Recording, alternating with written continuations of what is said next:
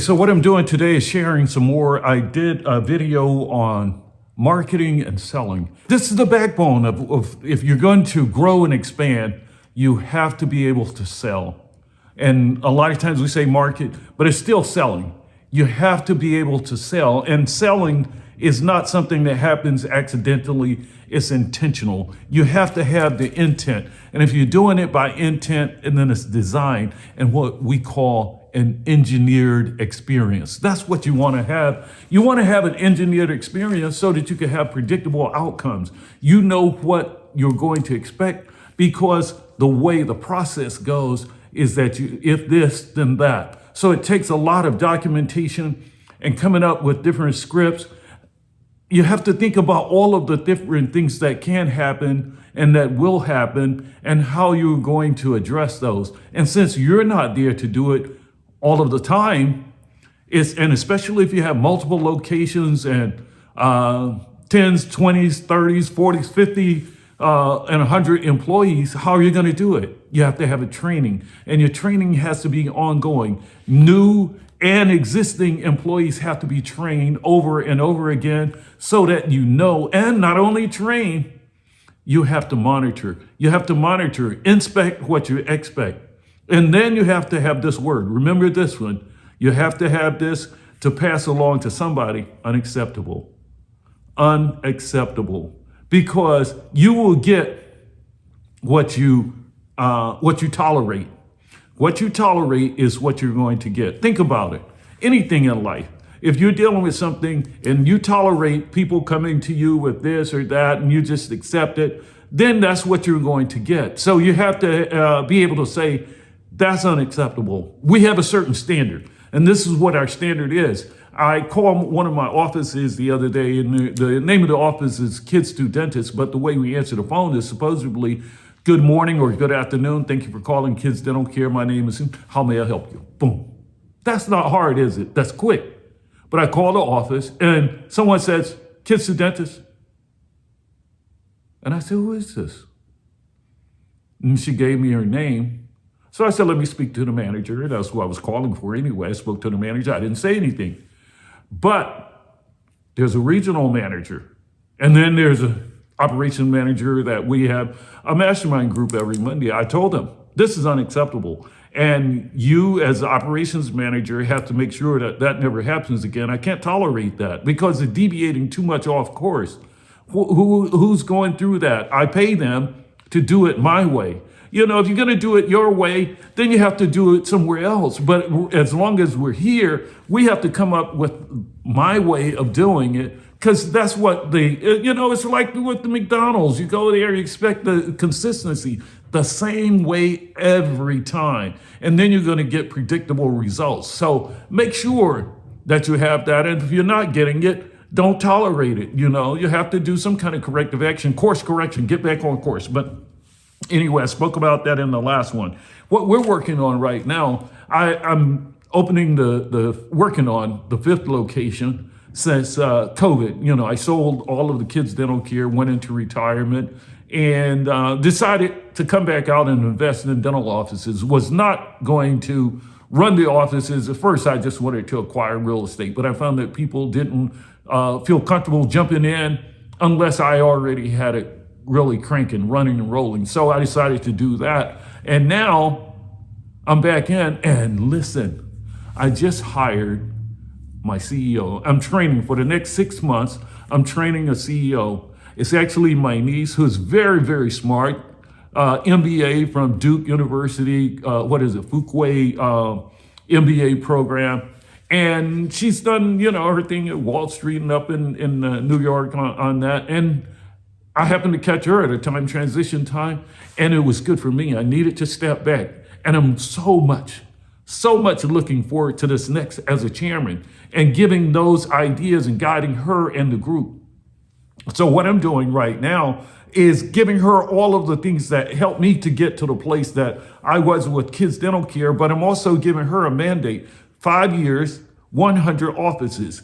Now, whether it's by de novo or it's acquisitions or both, we're working on that, and we may come and talk to you, or you may come and talk to us, because if you join a platform, then we're doing economies of scale. And that's the reason you bring in an MBA with that kind of knowledge, that's used to mergers, acquisitions, and growth. And sometimes you have to bring in people from the outside to actually help you get there quicker if you're trying to grow fast. And that's what we're trying to do. But still, when it comes to marketing and selling, because this is also marketing and selling, because you're selling to whomever, the financiers, you're selling to other doctors to join the network and so forth. So we're growing. But the prototype that I worked on, and when I did kids dental care, I had about 20 offices. When I sold 14 because I'd already sold 6 to different doctors, but I sold 14 the last time I exited and did really well. But this time I'd like to do 100, and I'd like to bring doctors along. And these doctors, I want to train, I want to mentor, and like I said, I'm at a different stage right now. So I want her to do her thing as a CEO and let me give my vision and let me teach you and her and whomever join what I think we need to, not just think. I've gleaned over the years, many, many years of experience. And I didn't just sit back and do dentistry. I've gone to every sales and marketing training. I've gone through all of the personal and motivational things. I've gone through the UCLA MBA program for businessmen. I've done just all kind of things. I've sold, like I said, about 20 some different offices over the years.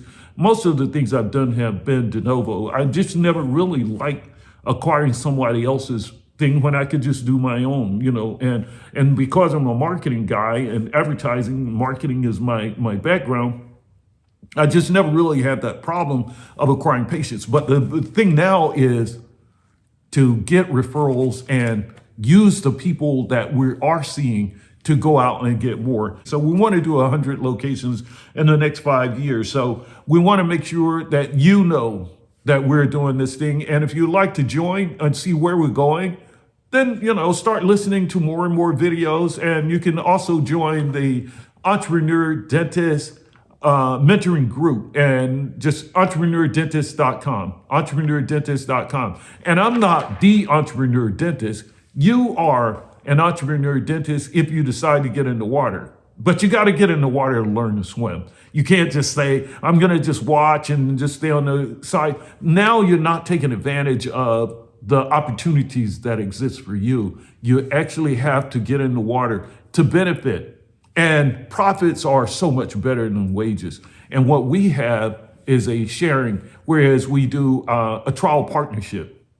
And if it works out, then you are, even during the trial partnership, you're getting profits along with wages. But profits are better than wages because with wages, you can earn a living. With profits, you earn a living. You earn a fortune. That's Jim Rohn. With wages, you earn a living. Profits, you earn a fortune. And you can do that because, one, you got so many write-offs. You got so much appreciation, depreciation, all of those things going on with the business. Not only that, but the number one thing as a dentist, you can leverage 100%. You have to be really afraid, not crazy, it's just afraid. And it's good sometimes to be afraid, not to accept. If someone is willing to loan you $2 million with no money out of pocket and you can get started. But the fear, and I do understand it, if you don't know what you're doing, you don't want to go and add that on to your already existing $400,000 in student loans. By the way, we have a student loan repayment program working with us because our offices are normally in underserved areas. So we managed to get those to qualify for NHSC. I'm a former National Health Service Corps provider. I did 4 years with the National Health Service Corps because I went to school on a National Health Service Corps scholarship program. So now our offices are situated and set up to accept a student loan repayment program, and you get your I think it's up to $150,000 of your student loan repaid. That's pretty good while you're earning a lot of money and you're learning a lot from Dr. Lanier. And I can teach you a lot. I know a lot, and I'm still learning every day, but I'm at a different level right now. And when I get to that next level with the 100 offices, I'll know stuff I've never known before. But I couldn't get there alone, so I brought in the MBAs. I have a full team. The beautiful thing is every Monday, I meet with a mastermind group, and they are from every segment of dentistry, and we meet on Google Meet every Monday, do an hour and a half, and we're always growing. It's hard to beat a group like that's been in dentistry, and some of them have 30 years, 20 years, so forth in the industry, and I don't even want to tell you how many years. But anyway, that's the way you get to the top. But just to reiterate, profits are better than wages. Inspect what you expect. And this one, I forgot to tell you at the beginning. Marketing is not a thing we do. Marketing is everything we do. Everything. Whether it's the way, the decor, the colors, the cleanliness of the floor. And then you have to have a list. Everything that you want done, you have to have a list, and you have to have somebody that goes along and inspect and checks off. The floors are very clean.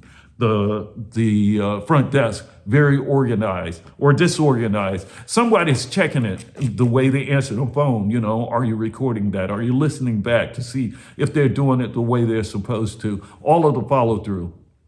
It's a fun game once you're doing it right, but you need to be organized. And that's the reason we form a group.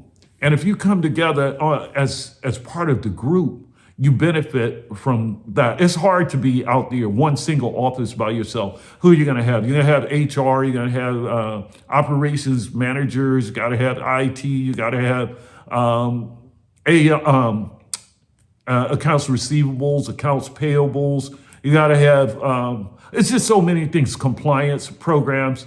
So join the group, join our group. If you're interested, just, stay tuned. We'll share more information, but I'm just sharing things that could help you in your practice. Even if you don't join our group, I'd like to share some things. I'm old now, don't want to take any of this to my grave with me. I want to get it all out and just go and just relax a little bit. So let me help you by giving you all of the information I can. Tune in, give us a like, and we'll see you on the other side. Thank you.